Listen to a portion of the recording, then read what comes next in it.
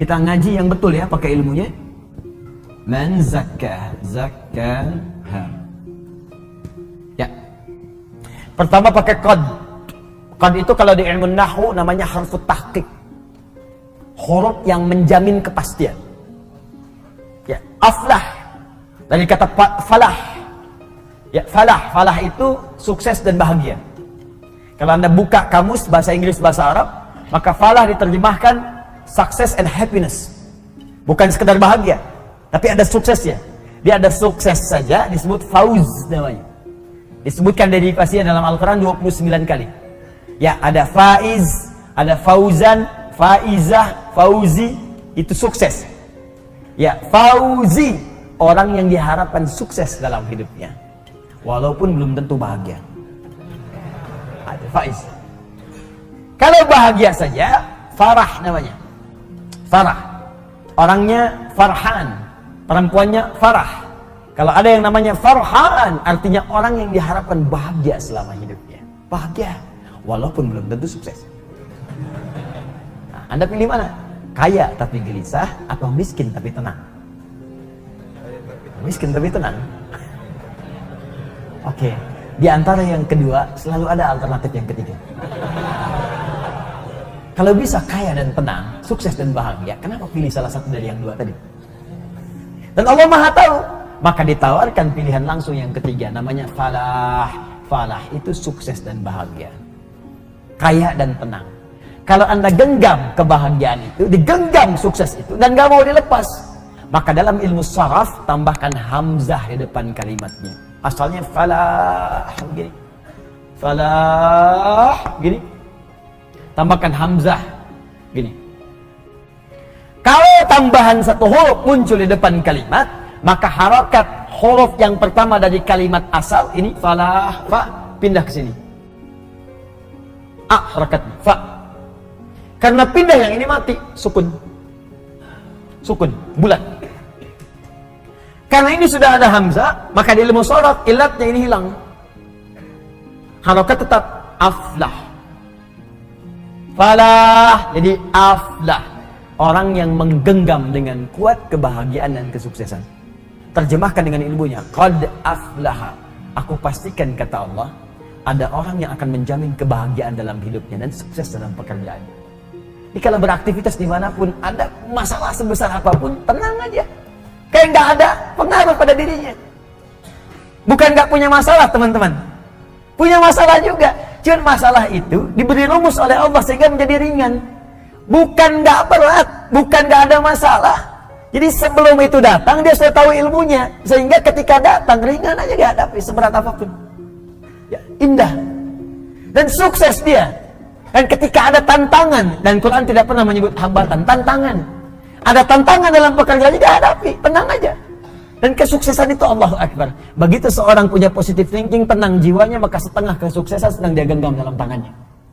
Bergerak, bergerak, bergerak, bergerak, bergerak. Allahu Akbar. Aflah. Siapa orang itu? Maka rumus awalnya man.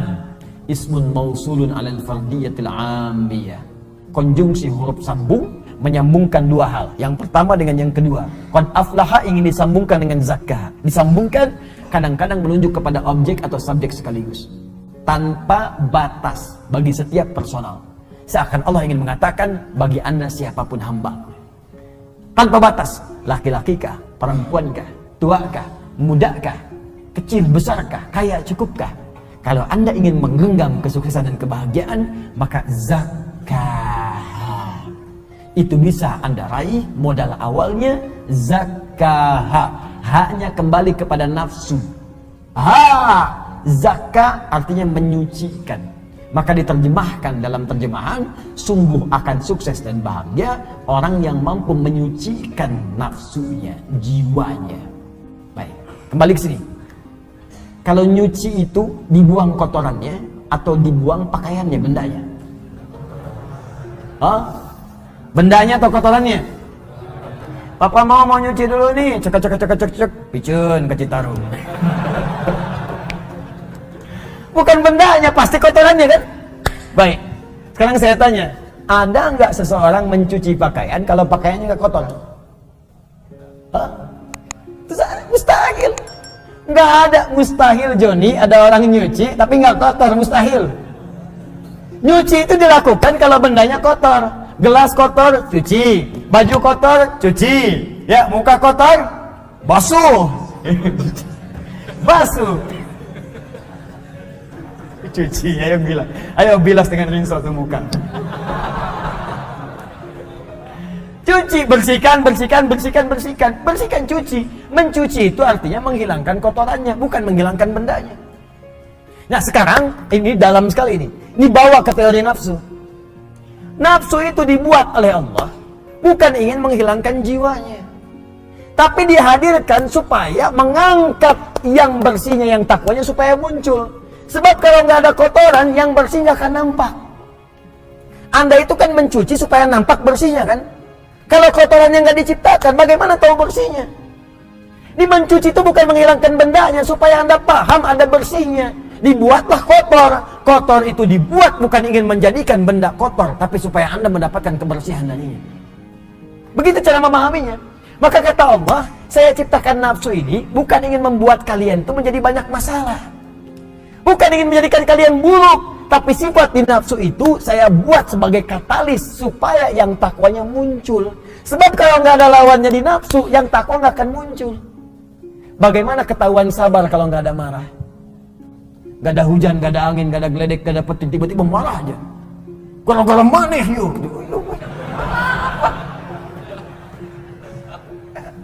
Mustahil ada begitu, pasti ada pemicunya dulu.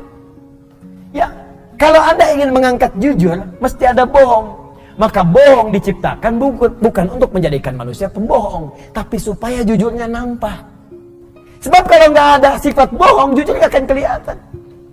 Kalau nggak ada sifat ria, yang tawadu nggak akan nampak. Kalau nggak ada sombong, sifat rendah hati nggak akan nampak. Makanya diciptakan sombong, bukan ini menjadikan manusia sombong, bukan. Makanya ketika Qarun sombong, oleh Allah dicela. Buka Quran surah 28 ayat 76 sampai 77 itu. Inna Qaruna kana min qaumi Musa fabagha alaihim. Qarun itu termasuk kaumnya Musa, sombongnya luar biasa. Bagha, sombong dengan harta. Togha, sombong dengan kedudukan. Ingat, indah bahasa Arab itu. Togha, sombong dengan kedudukan. Makanya Fir'aun ketika disebut sombong, kalimatnya pakai togha. Idhab ila Fir'auna innahu togha. Tapi Qarun bagha.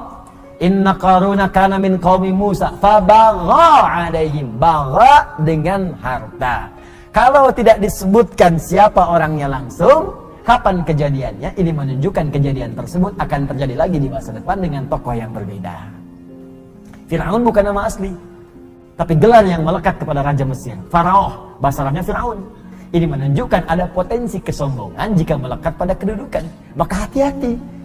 Ada ilmunya, kelola itu supaya tidak sombong. Kalau Anda sombong, kata Allah, telat. Sudah ada Fir'aun sebelumnya.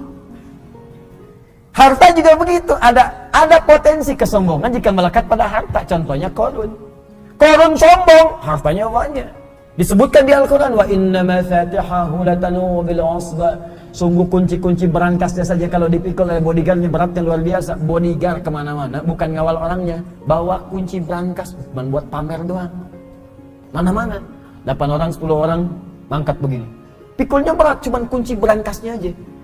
Saya sering tanya ya pada beberapa kawan, Anda kalau punya berangkas satu tuh, kuncinya di-upload, tuh dipublikasikan atau disembunyikan?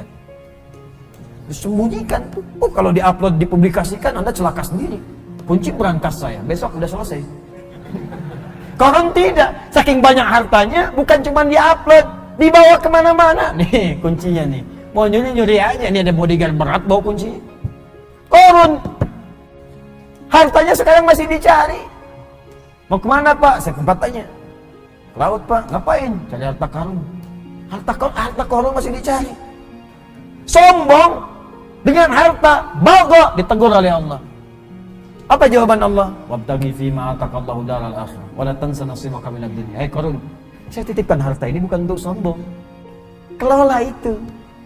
Tepis kesombongan, arahkan supaya engkau tawadu beramal dengan hartamu. Kalau ada orang sekarang baru punya Ferrari 100 sudah sombong, cuma dipanasin malam, balapan sama taksi, bolak-balik gaya doang. Telat. Kalau ada yang begitu datang bawa Ferrari cuma buat sombong, bilang, Pak, telat. Kasihan kalau mau turun. Khasafna, datang likuifasi, dilipat semuanya. Maka kembali ke sini, perhatikan baik-baik. Jadi ternyata rumusnya begini.